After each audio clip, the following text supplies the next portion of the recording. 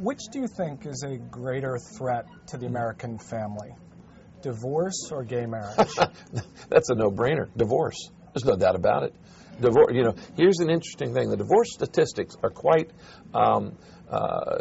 bandied around. People say, well, half of marriages ends in divorce. That's just not true.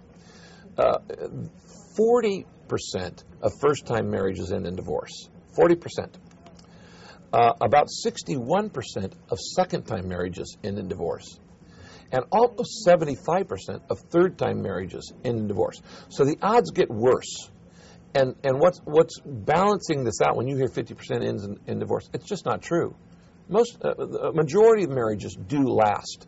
But what you have is these people who are second, third, fourth time who are getting married again, and so the divorces keep coming in to equal the marriages. So why do we hear so much more, especially from religious conservatives, about gay marriage than about divorce? Oh, we always love to talk about other sins more than ours.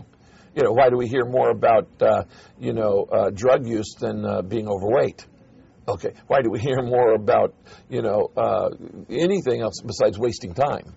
Okay, it's our gossip. What we want to do is point out, my sins are perfectly acceptable. Your sins are hideous and evil. Now, one controversial moment for you in the last election was your support for Proposition 8 in California. Yeah. A couple questions about that. First, just to clarify, do you support civil unions or domestic partnerships? I don't know I don't know if I use the term there, but I support full equal rights for everybody in America. I don't believe that we should have unequal rights depending on particular lifestyles or whatever stuff like that. So I fully support equal rights. What about like partnership benefits in terms of insurance or hospital visitations? To me, that's not a problem with me. But the issue to me is I'm not opposed to that as much as I'm opposed to the redefinition of a 5,000-year definition of marriage. I'm opposed to having a brother and sister be together and call that marriage. I'm opposed to an older guy marrying a child and calling that a marriage. I'm opposed to one guy having multiple wives and calling that marriage. Do you think those are equivalent to gays getting married? Oh, I do. I just say, for 5,000 years, marriage has been defined by every single culture and every single religion. This is not a Christian issue.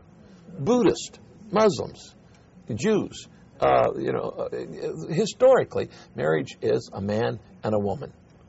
And so I'm opposed to that. And the reason I supported Prop 8 really was a free speech issue.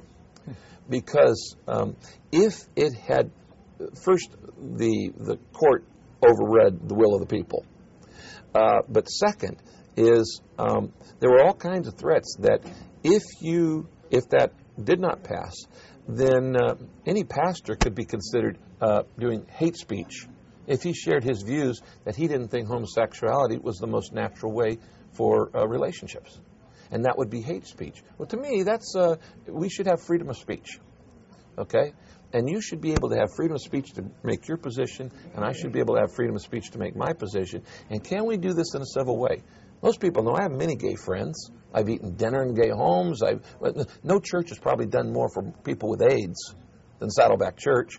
Kay and I have given millions of dollars out of the Purpose-Driven Life, helping people who got AIDS through gay relationships. So they can't accuse me of homophobia. I just don't believe in the redefinition of marriage.